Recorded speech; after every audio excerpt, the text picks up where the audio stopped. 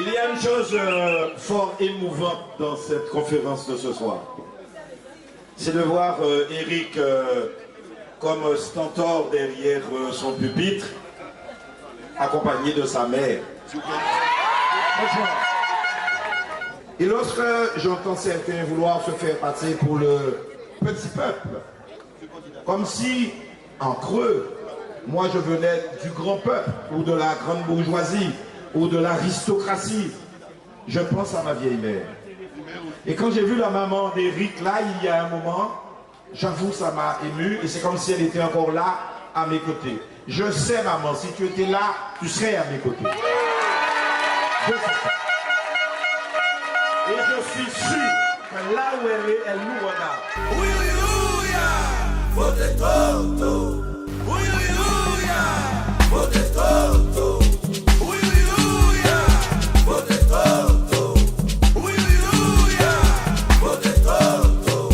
Oui, j'ai cheminé. Oui, je viens de loin. Je suis même devenu ministre. Et j'aurais pu le rester si je le voulais. J'aurais pu rester sous les lambris et les ors des paliers nationaux. Oui, aujourd'hui, au moment où je vous parle, il y a 2 jours, le président de la République m'a envoyé un petit message. Toto, tu gagneras. On a confiance. Je vous dis bon courage, président.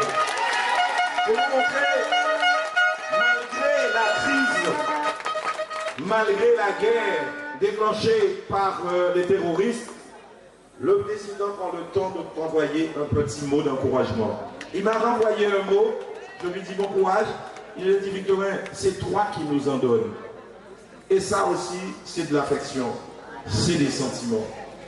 La politique, ce n'est pas simplement des idées, un projet, c'est aussi avoir du respect, de l'amitié pour celles et ceux qui vous accompagnent, qui travaillent avec vous et qui partagent un travail et un bilan et un projet et qui sont sur cette liste-là. Oui, je viens de loin. Je viens de Vieux Habitants. Une commune qui à l'époque était mal vue.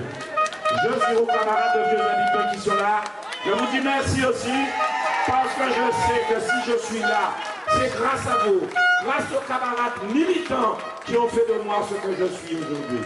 Je n'oublie jamais ce qui m'a été donné. Si je sais recevoir, je sais aussi donner. Je dirais merci à la grande et belle ville des Abîmes. Vous avez entendu votre député maire. Il n'est jamais aussi bon que lorsqu'il est dans l'humour. Il est bon. Il est bon avec sa grosse voix grave et de stentor. Il sait entretenir une ferveur. Et c'est vrai que ici, aux Abîmes, il y a un enjeu considérable. Et vous l'avez tous compris. Il faut battre ces gens-là à plat couture. Aidez-le. Eric l'a dit, il n'a pas ajouté un iota, c'est ce qui s'est passé. On avait 256 nominés, sans compter les personnalités de la société civile qui voulaient travailler avec nous. Eh bien, nous avons su faire un choix, il me semble, éclairé, équilibré, représentant toutes les sensibilités de la gauche humaniste, progressiste, socialiste. Tous. Et nous avons accepté de travailler avec toutes celles et tous ceux qui le souhaitaient. Eh bien, depuis 10 ans avec cette équipe-là renouvelée, nous tentons de dire, il nous faut une Guadeloupe plus juste. Ce n'est pas normal qu'il y ait un tel écart entre les riches et les pauvres. Pouvais-je à moi seul, avec cette équipe et celle qui était là il y a peu de temps, faire une sorte de révolution violente pour prendre à ceux qui ont et donner à ceux qui n'ont pas? C'est du Saint-Luc. Pouvais-je faire ça? Non, il faut une révolution tranquille. Il faut petit à petit convaincre de la nécessité de mieux partager, de mieux participer à l'effort commun. Et lorsque vous ne pouvez pas le faire par une fiscalité et par une imposition, vous tentez de le faire par des dotations. C'est ce que la région s'est épuisée de faire à la place de Jacques Gillot. Il n'a pas fait le job au Conseil général. Et j'avoue et je reconnais une faute. J'aurais dû être plus exigeant, et notamment à partir de 2011. J'aurais dû l'être. Lorsque le juge nous disait, mais en quoi es-tu socialiste? En quoi es-tu de la gauche? En quoi es-tu progressiste? En quoi veux-tu simplement dégager des excédents, faire de la télévision et de la communication et laisser les gens dans la souffrance? Ce n'est pas mon job en tant qu'aide sociale à distribuer des aides et des dotations sociales. Je fais le boulot à ta place. Nous faisons le boulot à ta place. Et aujourd'hui, Josette est là pour témoigner. On a fait ce travail-là et on continue de le faire. En guise de programme, en fait, on égrène un constat.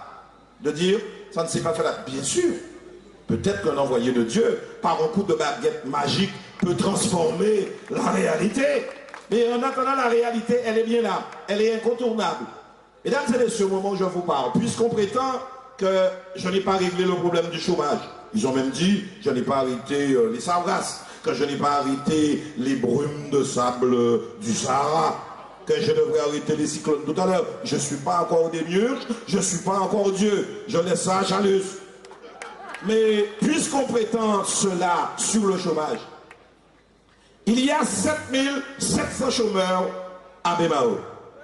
Si vous prenez ces 7700 chômeurs, vous mettez ça à l'échelle de la Guadeloupe.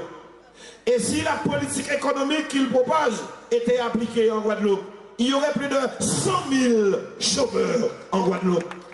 Il doit le savoir, ça. Il y a plus de 47% des surfaces commerciales et professionnelles en Guadeloupe. Elles sont situées à Bemao. Près de la moitié des entreprises de Guadeloupe sont là. Qu'a-t-on fait avec cet argent-là? Et on nous fait le reproche qu'on a distribué des aides aux planteurs de bananes, qu'on a distribué 100 € aux nécessiteux. Eh bien moi, je fais ce que nous avons fait après le LKP. Je respecte les engagements pris.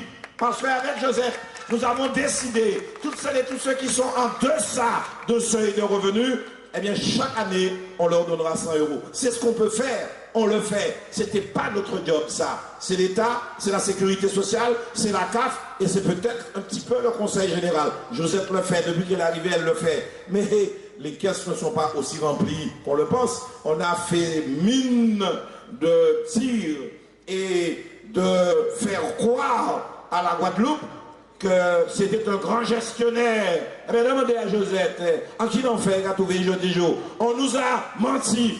Et ces gens-là veulent supprimer les 100 € qui sont distribués.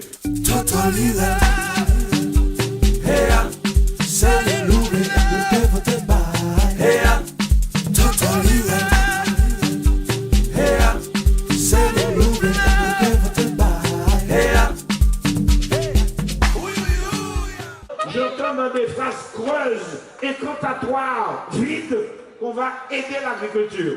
Vous le dites comment? Avec quel financement, monsieur? Rien. Il prend une bêche, il a un fac, il a un roue, il a essayé ça au clé pour montrer qu'il est l'homme du peuple. Il ne connaît pas l'agriculture. Je le dis très clairement, je suis fils d'agriculteur. J'étais directeur de chambre d'agriculture. Et ils le savent. Sur la madame sur les 100 000 tonnes, ça ne fait pas 3 ans, puisqu'il y a à peine 2 ans qu'on s'approche des 77 000 tonnes qui sont allouées à la Guadeloupe. Il ne connaît pas le sujet. J'ai été à Paris, j'ai emmené toutes les interprofessions avec moi à Paris, devant Stéphane Le Foll, pour obtenir un financement national ou pour obtenir un financement européen. C'est le ministre de l'Agriculture qui doit faire ça. On attend. Et j'ai dit, je prendrai ma part, on fera le job. Et je le ferai jusqu'au 7 décembre au soir. Parce qu'on doit travailler jusqu'au bout. Et l'autre critique, c'est qu'on ne connaît pas du tout le bilan de la région. Tout ce qu'on a fait, Chalus a été en amont avec nous, au point qu'il venait souvent demander des subventions pour sa ville. On n'a jamais refusé. J'ai entendu Marie-Camille, dans une superbe prestation, dire en un trait tout ce que nous avons fait et nous n'avons pas fini. Nous avons un seul tort, camarades, c'est de n'avoir pas fait savoir en martelant ce que nous faisions au quotidien.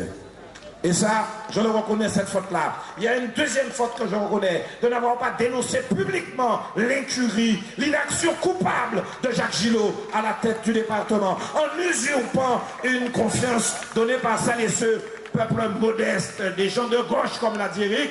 Eh bien, on a trompé ce peuple-là. Je suis peut-être ce que je suis, on me traite d'autoritaire. Un président, une présidente doit avoir de l'autorité sans sombrer dans l'autoritarisme. Et si on croit avec de bons sentiments, on le sait, on fait de mauvais romans. Si on croit comme ça, en flattant, en caressant dans le sens du poil, en faisant de la calinothérapie, que vous allez développer notre pays, on trompe le pays, on vend du rêve et du mauvais rêve avec des lendemains qui déchantent. On n'a pas besoin de ça en Guadeloupe. Je prétends ici, sans être prétentieux, que nous avons travaillé pour le pays de Guadeloupe, que nous avons commencé et que nous devons le finir, ce travail-là. C'est le projet qui vous est soumis. Éric l'a dit, j'insiste sur ça aussi, parce que ce sont des thèmes fondamentaux. Il a prétendu être l'envoyé de Dieu. Oui, qu'il est un messie et qu'il est un prophète, et que ça tombe tellement bien que c'est son anniversaire, le 6 décembre, et qu'en guise de cadeau, au-delà du vent et de l'illusion qui est donnée à voir, eh bien on lui ferait ce cadeau-là, lui confier les destinées du pays de Guadeloupe. Un envoyé de Dieu, c'est souvent un fou de Dieu. Et c'est précisément au nom de certains dieux qu'on a massacré 130 compatriotes à Paris. Je dis à tous les candidats de faire attention à leurs propos, parce que les mots, même si ça paraît simple derrière un micro, ce sont des balles de fusil qui sont dressées contre vos tempes et contre vos têtes. Vous pouvez continuer à nous faire confiance. Il y a suffisamment de compétences en Guadeloupe, et en particulier dans cette liste-là, bien répartie, bien équilibrée. Il y a suffisamment de jeunesse, il y a suffisamment d'ardeur, il y a suffisamment d'idées, il y a suffisamment de confiance pour bâtir en confiance un avenir meilleur. La Guadeloupe, toujours mieux. La Guadeloupe,